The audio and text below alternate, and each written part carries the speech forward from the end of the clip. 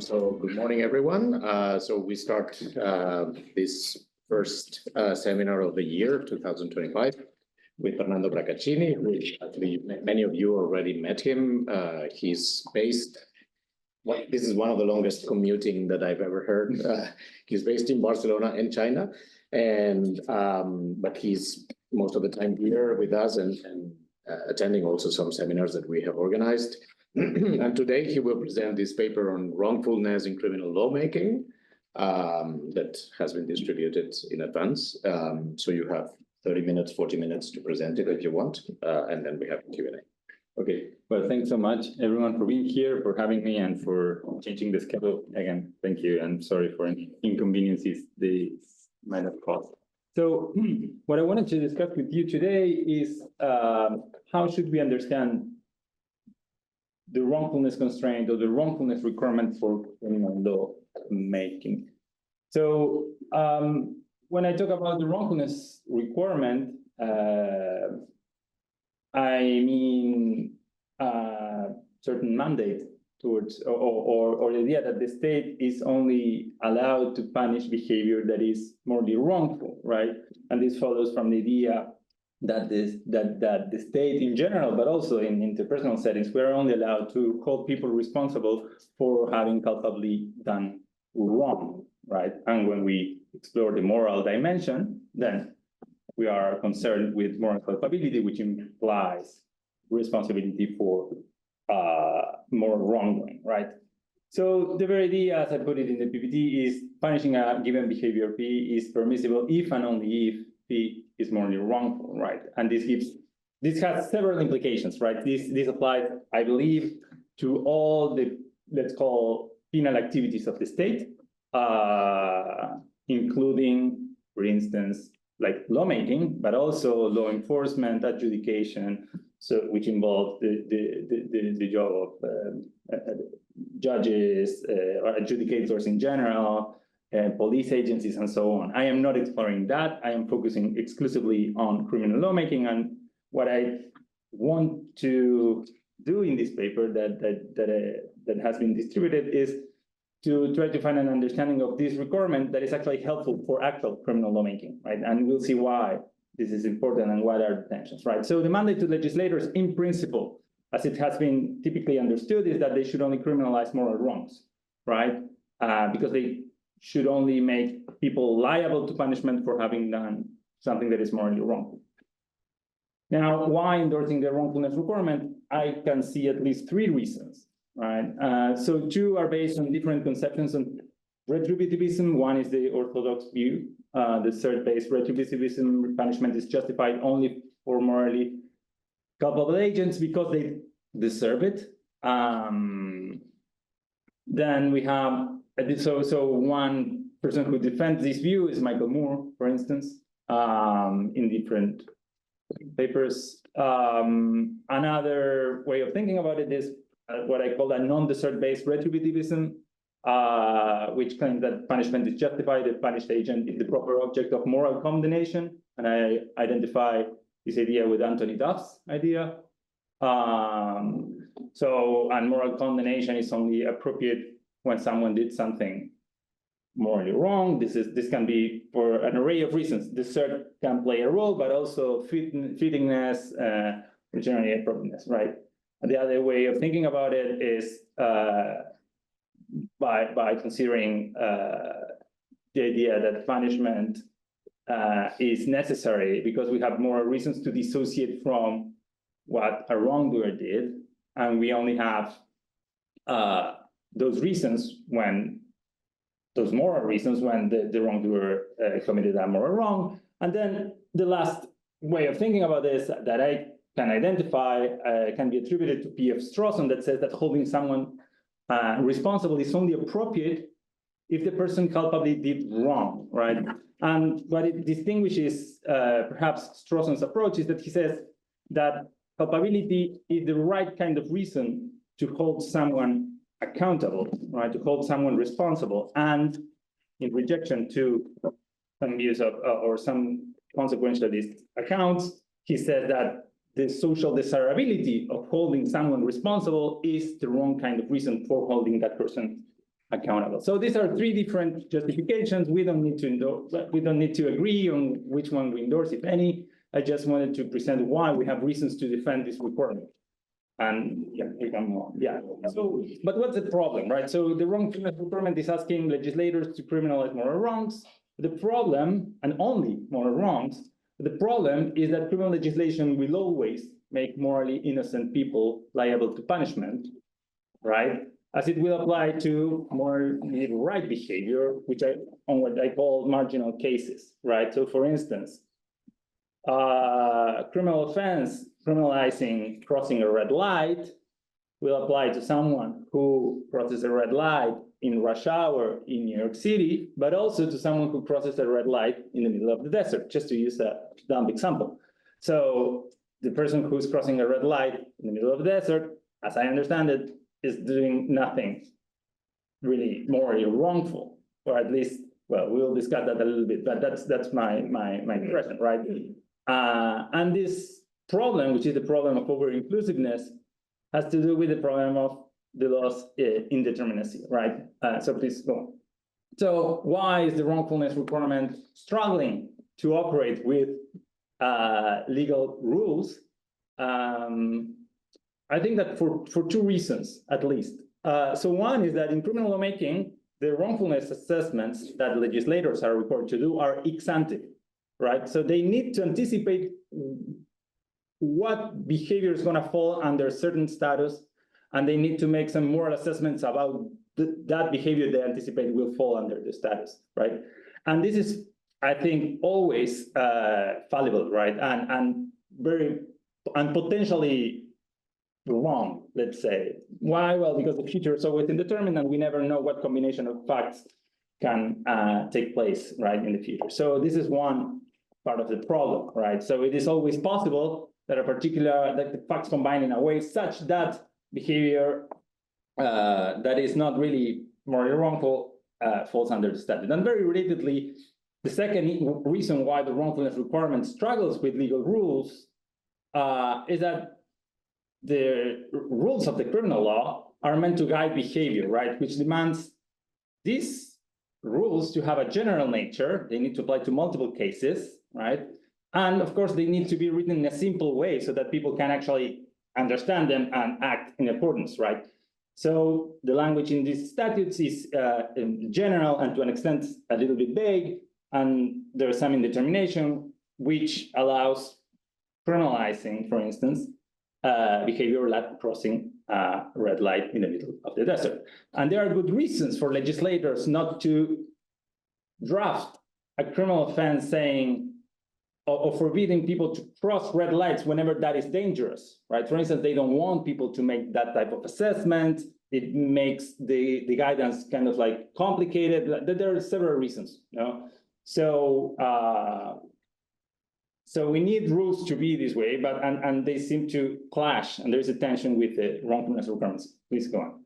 So this is why we can identify two sets of cases within criminal offenses. So we have the core behavior of a criminal offense, that is the morally wrongful, assuming that we have legislators that are actually convinced about the wrongfulness requirement, right? I'm not describing the work that legislators are actually doing, but rather saying like, well, we have a legislator who's committed with the wrongfulness constraint, will typically try to criminalize moral wrongs and only moral wrongs. So this is the core, what I call the core, right? It's the behavior that is being targeted, and it is morally wrongful. It's targeted by the criminal offense. Mm-hmm. And the marginal behavior is kind of like the byproduct, right? It's the behavior that, while morally right, falls under the statute. Mm-hmm. And this, I think that all statutes are at least potentially over-inclusive in this way, right? Meaning they are all, they might all have marginal cases, okay? So the margins, a few examples, as I mentioned, crossing a red light in the middle of the desert. We can also say driving 2 miles over speed limit when no one is around. An 18-year-old and a weak female has consensual sexual intercourse with her 15-year-old and 11 months boyfriend. A dealer unlawfully trades securities using non-public information, and that is, commits insider trading in a stock market where every dealer does the same, right? Or finally, a female who unlawfully carries a gun, and she does so in a very sexist and violent neighborhood to protect herself from being assaulted when there is actual risk, right? So these are all cases where people will be doing something illegal, but not morally wrongful, right? These are the margins. Okay, so 3 ways out to this problem, right? So one way out is to deny the problem, right? To say that while in principle we might say that these cases, these marginal cases, are not exactly as wrongful as the core cases, they are still morally wrongful. Well, why? Well, because people who are engaged in unlawful behavior are failing to comply with the law, and they have a duty to comply with the law whenever the law is legitimate, of course, right?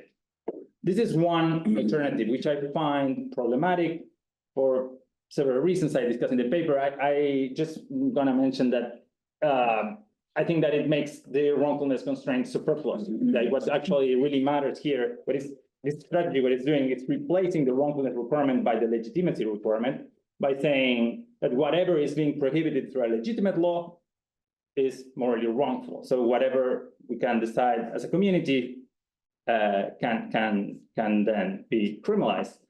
And also, I think that it's misleading because we can have the violation of illegitimate laws can be morally wrongful, right? So imagine like a dictator who issues a very well done traffic code or something like that. Like, there's no reason, I think, to attach this type of moral wrongfulness with legitimacy. And then the second alternative is to give away the wrongfulness requirement. To say, well, there's a tension between our practices and the wrongfulness requirement. So then we should not use it as a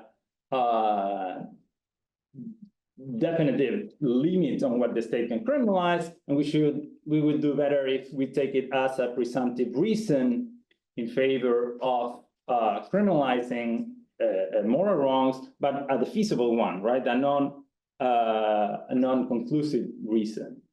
And I think that this is also, again, so to an extent, this is trivial in the sense that it's saying that the wrongfulness requirement offers presumptive reasons. Every moral principle, every kind of like reason is presented to an extent and can be potentially defeated by other reasons. We just need to find the cases that where that happens, right?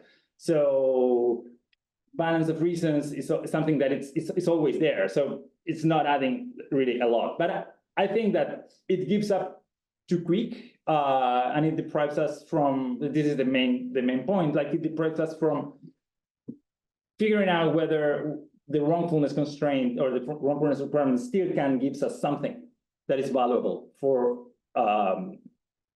criminalization, for criminal lawmaking. And the third alternative is to reconceptualize the wrongfulness requirement, and this is what I'm trying to do in this paper, and the idea that I wanted to discuss with you, which, by the way, is the first time I'm presenting it. I just wrote it here in Barcelona, so it's something really kind of new. So it's a draft, so every comments are very welcome. I should have said this at the beginning, sorry. So what the third alternative is to identify a conception of the wrongfulness requirement that fits our institutional accountability practices, which of course involve the use of legal rules, but that still provides at least some guidance for legislators to do their job, and crucially limits at some point the penal powers of the state, right? Such that the state cannot just criminalize whatever they please. Yeah. So, well, this is what I just said. So how should a new conception of the wrongfulness requirement look like? Well, it should be one that, of course, suits our practices, but also it should be helpful to make the type of ex-ante judgments of moral wrongfulness that are characteristic of criminal lawmaking, and offer some constraints on the penal power of the state. So this is the idea. Instead of conceiving of the wrongfulness requirement as an all or nothing idea that you can only criminalize moral wrongs, and if you fail to do this, you fail to the principle, right, or to the requirement. I think that we can find like a more nuanced and realistic conception of this requirement. That is a principle that is committed with the same type of reasons and values that the all or nothing conception of the wrongfulness requirement, but that is still helpful for actual criminal lawmaking, right? So what we need is what I propose is to understand the wrongfulness requirement as a principle that tells the legislator when it is permissible for them to treat people as if they had committed a moral wrong by making them liable to punishment through the enactment of criminal offenses, right? So when is it permissible for the state to treat people as having done wrong? Well, most obviously when they actually did wrong, right? So these are the core cases. And the second sort of cases are the more perhaps challenging to an extent. The wrongfulness requirement should also provide us some like a rationale or some principles to identify when over-inclusiveness is permissible and when it's not, right? That's what we need. Yeah. So in what remains, I would like to focus I would separate the core cases from the marginal cases, right? And I will try, and this is something I do in the paper, and I will try to explain what I believe legislators should do first when assessing the wrongfulness of the core cases, and then move on to the marginal cases and explain how should we understand permissible over-inclusiveness, let's say. Right, when in core cases, we have malum in se and malum prohibitum offenses. Malum in se offenses are those that have been typically understood as wrongful with no respect of what the law says or with independence of the law. And malum prohibitum offenses have been understood as offenses that are wrongful in reference or by reference to the law, right? So a core malum in se, having sex with someone below consenting age who cannot actually consent, right? And a core malum prohibitum offense that I already mentioned is crossing a red light in downtown New York in rush hour, okay?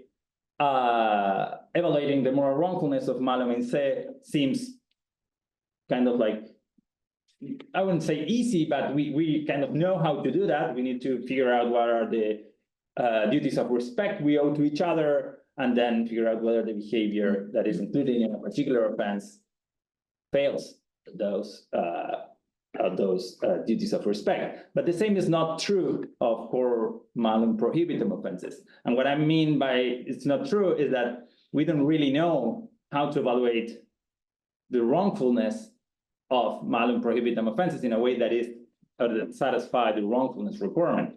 And of course, many people have argued in favor of different accounts of the wrongfulness of malum prohibitum offenses. But if we rule out the type of arguments that I believe we should rule out, this is the first and second alternative that I said to solve the problem posed by the wrongfulness requirement, then we are kind of like, again, seeking for an answer on this. So I'll try to provide an account on this, and then after doing that, I'll move on how to make ex-ante assessments.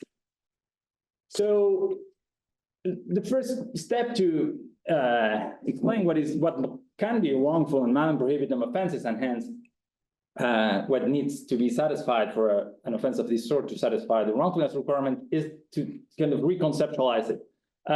In general, criminal law theorists have understood these offenses by reference to the law, right? The prohibitum element has often been considered as indicating that what makes the behavior wrongful is the fact that it contradicts a legal rule, right? That it's unlawful. Now, if we think carefully about this, this doesn't seem to be true. There are many cases in which unlawful behavior is not really morally wrongful. Of course, once we rule out the argument or the case for disobedience, right? But for that something can be wrongful due to disobedience. So these are a couple of examples. So driving on the left after a failed legislative change of driving sides in Britain, not abiding by stop signs in Buenos Aires, where no one stops when there is a stop sign, no one expects you to do so, or trading with non-public information in a stock market when everyone does that. So in these cases, we have unlawful behavior, but they are not morally wrongful. Well, why? Well, in the first case, let's say the legislators in different countries in Britain coordinate and say like, well, we need to adjust to I don't know, make peace with the rest of the world and try to have the same traffic system. So we're going to shift the driving side, and they do so. They pass the laws, but people just don't abide by the law. They find it for different reasons, cultural reasons, safety reasons, and whatever. They just don't want to do it. They have cars that are better when they are being driven on the other side, and so on. So no one complies. In that context, violating the law and not acting as the new law demands cannot be seen as morally wrongful. So what the point that I want to make, and please let's move on to the next, is that what matters are social conventions here. And the reason why legal rules are kind of important is that legal rules are quite efficient means to establish social conventions, right? But I believe that we would do best to understand malo in se offenses as morally wrongful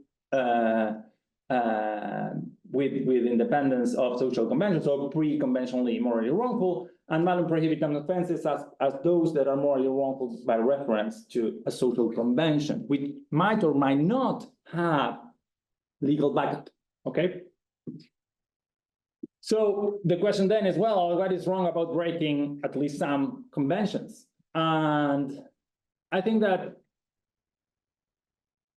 the way in which we should think about this is in the same way we think about any other fact that can make behavior morally wrongful. So just like any fact, like a natural disaster, for instance, the fact of a convention being in place can change the normative landscape in which we operate. That's David Owen's expression, but I really like it. So that when relevant facts obtain, right, for instance, we have a convention, people abide by it, there is some regularity, people hold each other accountable for not acting as the convention requires, and so on. People are allocated with moral obligations that did not have before, right? So if we have a convention of stopping when there is a stop sign, there's something that happens in the normative landscape such that not stopping becomes morally wrongful. Shortly we'll see what that is, right? Yeah, please, let's move on. So how is this possible? How does this happen? I think that Joseph Ras offers a useful distinction on reasons that helps us understand why this happens. Ras, among the different distinctions that he makes about reasons, there's one between operative reasons and auxiliary reasons, right? Operative reasons are come in the form of moral principle, values, or general obligations, and have normativity, right? So think of any moral principle or any general obligation. One should not disrespect people, and so on, things like that. And then we have auxiliary reasons that concern information that make those operative reasons applicable to a particular person, right? It makes the obligation, let's say, to have a specific name on it, right? So Fernando is obligated to not to cross the red line, okay? So for instance, we have an operative reason that comes in the form of we have a general duty to aid others, right? And then we have other facts that we can label as auxiliary reasons, such as my neighbor was displaced due to flooding, I have the means to give temporary shelter to her, and doing so is not too burdensome. So the conclusion is I should give shelter to my neighbor, or if you want, I have a moral obligation to do that, right? Yep. So conventional facts, in the end, operate in the same way, right? They social conventions render moral principles or general abstract obligations operational, and they allocate obligations to those who are under the convention.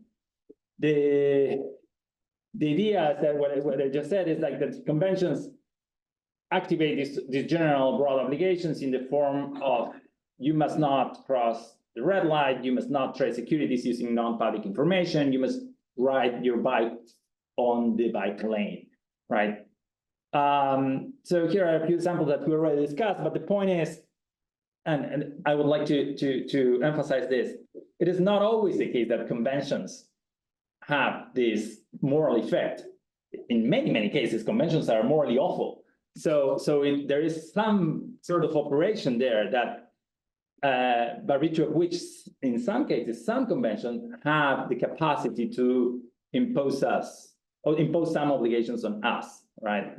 And I discussed a little bit about this in the paper. I don't want to go too much into weeds. I've been there already. So I'll just say this.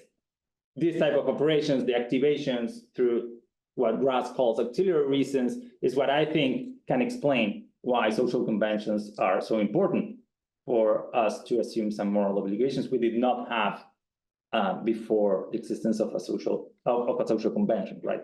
Which might or might not be legally back up. Yeah, that's okay. So that said, and then the reason why I brought up this is because the evaluation of wrongfulness, it seems kind of like challenging, particularly challenging in the case of mild prohibitive offenses, since we actually don't have a very clear idea of what is actually wrongful with these offenses. And what I try to do is to give an account of what I believe can be seen as wrongful in these type of offenses, right? So let me just disclose that this was a paper that was just about mild prohibitive offenses. And I just thought that the paper was a little bit disappointing. It was a little bit uninteresting. So I thought, well, maybe I should go for a little bit of more ambitious project. But if you think that there's a lot in the paper, this might explain. Well, malum se offenses, as I already said, what should legislators do in order to comply with the wrongfulness requirement? Well, they should inquire whether the behavior they intend to criminalize is inconsistent with moral duties of respect. Nothing new there, right? In malum prohibitum offenses, instead, they should inquire how conventional dependent facts interact with convention independent facts like moral principles, values, or generic obligations. Now, the more challenging point about malum prohibitum offenses is that they often follow from changes legislators intend to make on social conventions, right? So the way in which legislators operate in general is like they want to regulate behavior. They want to establish certain conventions in our society, new conventions, or change existing conventions, right? And malum prohibitum offenses are meant to criminalize the violation of those legally created social conventions, okay? Yet, remember, when we are legislators, we are kind of like in an ex-ante perspective, right? We don't really know whether they will succeed in establishing or changing conventions. So I believe they need to conduct what I call a dual ex-ante assessment. They need to evaluate, so they need to do an operation of this sort. So first, to think whether in the hypothetical case of full compliance and success in establishing a social convention, acting against the convention and the law will be morally wrongful, which is not always true. So there are many nonsensical regulations which I don't think trigger moral obligations at all, right? If this step is fulfilled, then we move on to the second one, and they need to evaluate how likely it is for that convention to be established, right? But again, how should they predict the likelihood of establishing or changing convention? Well, this is very difficult, of course. I am not going to settle this issue, but I think that at least legislators should do way more than they do in reality in order to evaluate the consequences of the regulations using all sorts of information available to them, including, I mentioned there, behavioral studies, experiments, historical data, cultural studies, but I was also thinking whether should include some deliberative aspect there. I guess so. I think so. Something like that. I will always say yes. So yeah, because it's right. But the point is, they should use as much input as necessary and as made available in order to see how likely the laws they pass are to establish or change social conventions. Now, how much likelihood is enough?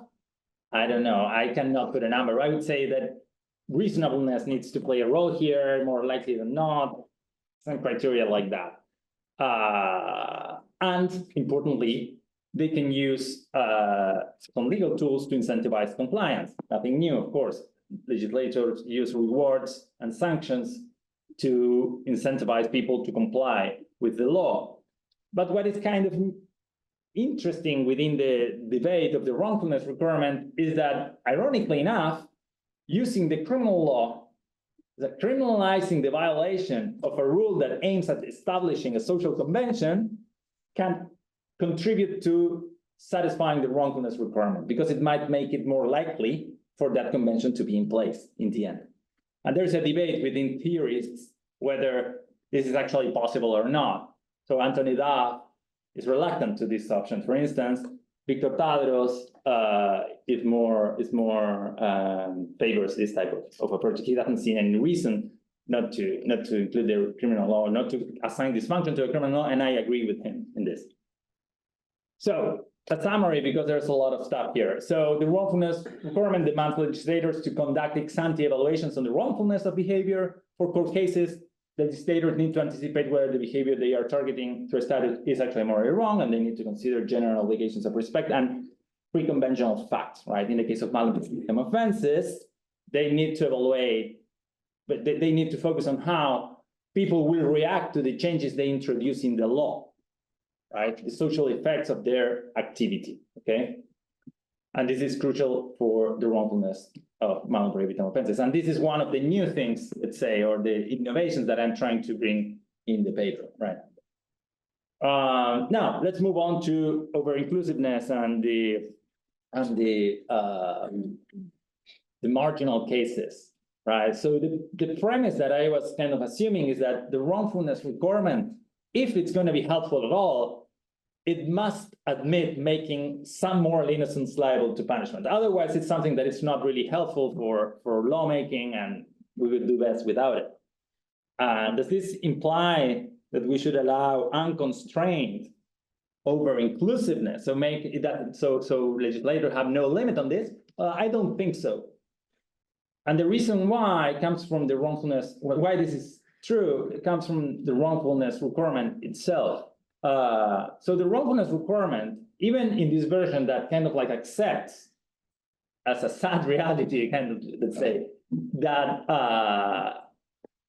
that some innocents are going to be made liable to punishment, still follows from a commitment to the importance of moral culpability for responsibility and hence punishment, for the reasons we discussed at the beginning. So, to say very least, this gives us reasons to try to minimize the over-inclusiveness as much as possible. So there is something intrinsic in the wrongfulness requirement that says, even if it accepts over-inclusiveness, it says, okay, let's keep it as little as possible, right? Yeah. So how do we evaluate over-inclusiveness here? We are in the margins. We already know that the core is satisfied, either the malum prohibitum or malum se offense targets morally wrongful behavior. Now we need to see the byproducts. How do we evaluate how much over-inclusiveness is acceptable or permissible in light of the wrongfulness requirement? And I think that moral culpabilities give us some criteria for this, and what I call moral accuracy, right? For the reason that I just mentioned before, that we should try to keep over-inclusiveness as low as possible, follows the idea that statutes, even if over-inclusive, they need to be as morally accurate as possible. So criminal offenses should make more morally culpable people than innocent people liable to punishment, and the extent of innocence liable to punishment should be no greater than what is strictly necessary for a statute to make culpable people liable, right? It's not kind of like a game where they can be making innocents liable just because they want. They are kind of like constrained on this. But again, the ex-ante judgments, the ex-ante perspective makes it complicated. They need to anticipate. And so how can legislators know how many innocents or culpable wrongdoers are likely to be made liable by a statute? Again, we cannot have a lot of yes, thank you. I cannot add a lot of precision here. Maybe if we keep thinking, or maybe we discuss about it, that there might be some criteria we could use. But I think that the idea that a reasonable expectation that more culpable people, innocent people, be made liable to punishment should suffice, right? And it's like, well, but this is not a law. This is not really a very significant constraint. Well, at least I believe it prescribes very vague statutes that could be targeted against, like some moral wrongs, but that they are so vague and so indeterminate that they are likely to be applying to more morally right behavior, or morally innocent behavior than morally culpable behavior. Typical examples: disorderly behavior or suspicious activity type of laws and so on. Yeah, so these ones would be barred by what I call the moral accuracy requirement. Yep. Yet this cannot be enough, because the moral bad of making innocents liable does not disappear, because we are making culpable agents liable, right? So the fact, let's say, that a statute is morally accurate does not cancel the reasons against making innocents liable. So what we need to do here is to think of, so we need additional reasons, additional weighty reasons that can countervail the reasons against making innocents liable, right? How should we think about these reasons? What these reasons could be about? I see three possible paths. I don't think, I am not inclined to choose one or the other. I'm just presenting them. So one, it was already kind of like suggested by what I said before, is to contend that the number of guilty people made liable to punishment should be disproportionately greater than the number of innocents made liable. So a statute that is, let's say, highly morally accurate, such that the value obtained by making guilty people or culpable people liable outweighs the costs, let's say, of making innocents liable. The second alternative is to try to lower the moral costs of making innocents liable to punishment, and this will make the liability of innocents a bad of a lesser magnitude, and this could be outweighed by the perhaps making the culpable liable. And then the third one, which I think is quite a plausible one, is adding instrumental value that is significant enough to outweigh the disvalue of making innocents liable, such as, for instance, deterring people from committing moral wrongs. And this was this I think it's something that perhaps could tell us that the wrongfulness requirement, or the type of commitments that come with the wrongfulness requirement, are such that it demands not only to focus on, let's say, the moral status of behavior and whether it's wrongful or not, but also on the consequences, which is quite ironic, I think. Yeah. But someone might complain, am I not ultimately giving up? I am not doing what the second path said that I should do, that is to treat the wrongfulness requirement as a presumptive reason, that just like any other reason, it's going to be countervailed by other reasons in favor of inclusive criminalization. I think not, and for the following reasons. Please pass it. Yeah. So unlike the second path, let's say, which just treats the wrongfulness requirement as a presumptive reason and tells us, well, we should just simply outweigh the different reasons in favor or against criminalization, and if, well, many innocents are liable, but we have good instrumental reasons to pass that statute. And I'm thinking now that this could well be the discourse in regarding terrorist acts or things like that.